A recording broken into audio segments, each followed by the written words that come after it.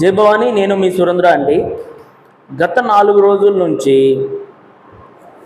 ఆంధ్రప్రదేశ్లో ఏకంగా deputy CM Pawan Kalyan గారిని, అలాగే సీఎం చంద్రబాబు నాయుడు గారిని కొంతమంది అనకూడని మాటలు అయితే అన్నారు.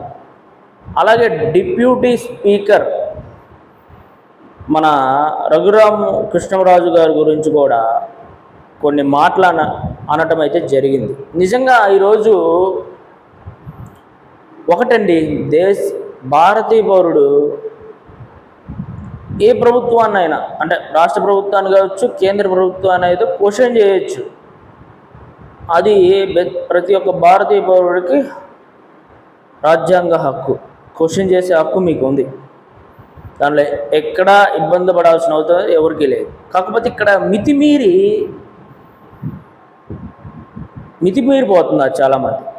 కొంతమంది అయితే సనాతన ధర్మాన్ని కూడా ఇష్టం వచ్చినట్టు మైకులు పట్టుకొని బూతులు తిట్టడం అనేది, హిందువులు ఎక్కువ ఆరాధించే రాముల వారిని కూడా ఏది పడితే అది మాట్లాడటం జరుగుతుంది.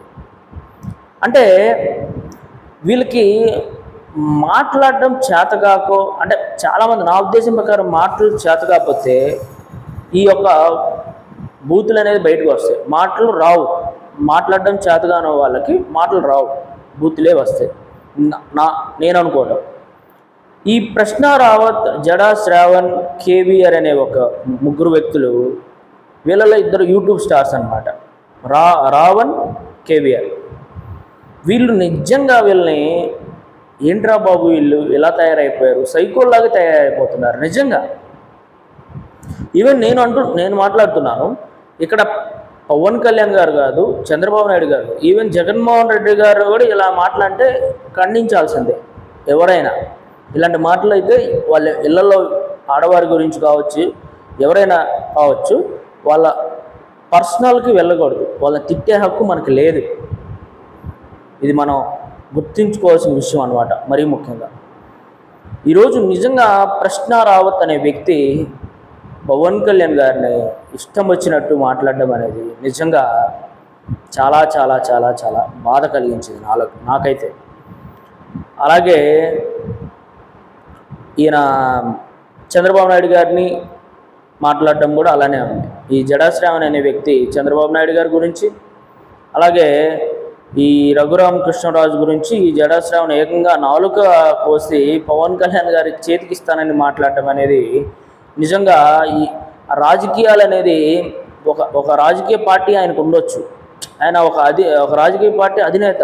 అతను ఒక హుందాతనం మెయింటైన్ చేయాలి. జడా శ్రావణ్ అనే వ్యక్తి ఆయన ఏం చేస్తుండు ఏంటో అసలు. ఒక జడ్జి అంట, మళ్ళీ ఆయన మాట్లాడే మాటలు చూస్తుంటే ఇతనేంట్రా బాబు ఇలా మాట్లాడుతున్నారు, జనం కూడా అదే క్వశ్చన్ చేస్తున్నారు. ఇతనేంటి, ఒక ముఖ్యమంత్రి అని లేదు, ఒక డిప్యూటీ స్పీకర్ అని లేదు, డిప్యూటీ సీఎం అని లేదు. అంటే ఇటుపోతున్నాం మనం. నిజంగా మీకు రాజ్యాంగం కల్పించింది, క్వశ్చన్ చేయండి, అంతేగాని హుందాతనం మెయింటైన్ చేయండి. నువ్వు రెస్పెక్ట్ ఇస్తే అవతల వాళ్ళు రెస్పెక్ట్ ఇస్తారు. ప్రశ్న రావత్, అలాగనే కేవీఆర్. ఇతను మరీ దారుణం. కేవీఆర్ అనే వ్యక్తి తెలంగాణ ఒక యూట్యూబ్ ఛానల్ ఉంది ఆయనకి. చంద్రబాబు నాయుడు గారిని ఇష్టం వచ్చినట్టు ప్రతి వీడియోలో, ప్రతిరోజు ఒక వీడియో ఉంటే చంద్రబాబు నాయుడు గారిని 99% తిడుతూనే ఉంటాడు. ప్రభుత్వాన్ని నువ్వు క్వశ్చన్ చేయొచ్చు, కానీ తిట్టే హక్కు నీకు లేదు. ప్రభుత్వంలో ఉండే ఆయన చంద్రబాబు నాయుడు గారి గురించి తిట్టే హక్కు నీకు లేదు. క్వశ్చన్ చేయి అంతే. అంతకు మించి మాట్లాడితే ఈరోజు ఇద్దరు పరిస్థితి ఏమైంది. ఈరోజు ప్రశ్న రావత్ పవన్ కళ్యాణ్ గారిని తిట్టారు, వాళ్ళ అభిమానులు ఊరుకున్నారా, కేసులు పెట్టారు. ఒక 20 చోట్ల కేసులు పెట్టారు. ఏం జరుగుతుంది, ఇప్పటికి 4 పోలీస్ స్టేషన్లు తిరిగారు, ఇంకా 16-18 పోలీస్ స్టేషన్లు తిరగాలి. అవి ఇంకా పెరుగుతాయేమో. ఇతనికి బెయిల్ రావాలంటే 6 నెలలు పట్టిద్దేమో అని. బెయిల్ వస్తున్నాయి, కానీ ప్రతిరోజుకి ఒక పోలీస్ స్టేషన్ పడుతుంది. మీరు మాట్లాడే మాటలు హద్దులు దాటితే ఈరోజు రియాలిటీలో పరిస్థితి ఇలానే ఉంటుంది. నోరుందని ఇష్టం వచ్చినట్టు మాట్లాడితే అది ప్రశ్న రావతే కాదు. ఈవెన్ జనసేనలో యూట్యూబర్ ఉన్నా కానీ ఇదే పరిస్థితి. ఈరోజు పవన్ కళ్యాణ్ గారు ఒక చట్టం తీసుకొని వచ్చారు. సోషల్ మీడియాలో ఎవరినైనా ఏది పడితే ఇష్టానుసారంగా మాట్లాడితే కఠినమైన శిక్షలు నిన్న పవన్ కళ్యాణ్ గారు మాట్లాడారు. దాన్ని ఇంప్లిమెంట్ చేస్తున్నారు త్వరలో. ఇంక ఎవరు ఏది పడితే అది మరి మాట్లాడితే సైబర్ టీం అయితే ఊరుకునే ప్రసక్తే లేదు. గుర్తుపెట్టుకోండి. Even Janasena party social media కావచ్చు, టీడీపీ సోషల్ మీడియా కావచ్చు, వైఎస్ఆర్సీపీ సోషల్ మీడియా కావచ్చు, బీజేపీ, కాంగ్రెస్ ఏ సోషల్ మీడియా అయినా కానీ హద్దు మీరితే మీరు కటకటాల బ్యాక్ సైడే ఉండాల్సిన పరిస్థితి మీకు ఏర్పడుతుంది. గుర్తుపెట్టుకొని మనందరం ఏ యూట్యూబర్ కావచ్చు, ఏ సోషల్ మీడియా ప్లాట్ఫామ్లో అయినా కానీ హద్దు మీరి మాట్లాడకపోవడం మంచిది ఎవరైనా కానీ. ఇప్పుడు ప్రశ్న రావత్ అలాగే కేవీఆర్ పరిస్థితులు చూస్తున్నాం ఏమైందో. ఒకటి వాళ్ళని చూసుకొని మనం గుర్తుపెట్టుకోవాల్సిన విషయం, ఏదైనా సబ్జెక్ట్ గురించే మాట్లాడాలి. సబ్జెక్ట్లో మనం ఒక ఫోకస్గా మాట్లాడితే, ఇప్పుడు ఫర్ ఎగ్జాంపుల్ పవన్ కళ్యాణ్ గారిని తిట్టారు అనుకోండి, మనం సబ్జెక్టే మాట్లాడాం. ఆ సబ్జెక్ట్ తోటే వాళ్ళకి గుణపాఠం చెప్దాం. ఎందుకంటే చట్టం ఇప్పుడు చాలా కఠినంగా పవన్ కళ్యాణ్ గారు చేశారు కాబట్టి. ఎందుకంటే మనం వాళ్ళ బూతులు మాట్లాడినా మీరు సబ్జెక్ట్ మాట్లాడండి.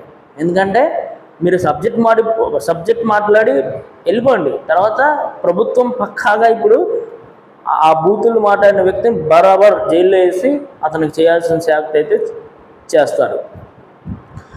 అది ఇంకా ఏ పార్టీ వాళ్ళైనా కానీ క్రమశిక్షణగా ఉంటేనే మీరు చాలా చాలా చాలా మంచిది. అది ప్రశ్న రావత్ గుర్తుపెట్టుకో. అవకాశం అనేది నీకు ఒక 1 lakh సబ్స్క్రైబర్స్ వచ్చారంటే ఊరికే రాలేదు. నువ్వు బూతులు తిడితే రాలా. కొంచెం సబ్జెక్ట్ ఉంది, ఇతను నేను సబ్స్క్రైబ్ చేసుకుంటే ఇతని మాటలు వింటే నాకు కొంచెం బాగుంటుంది అనేది నీకు సబ్స్క్రైబ్ చేసుకుంటూ ఉండొచ్చు. నువ్వు బూతులు తిడుతున్నావు అని నీకు సబ్స్క్రైబర్స్ అయితే ఎవరు పెరగరు. ఇది గుర్తుపెట్టుకో. కొంచెం ఆలోచించి మాట్లాడే మాటలు కొంచెం తగ్గించుకుంటే, ఇప్పటికైనా కొన్ని మాటలు మాట్లాడకుండా ఉండటం అయితే నువ్వు నేర్చుకోవాలి.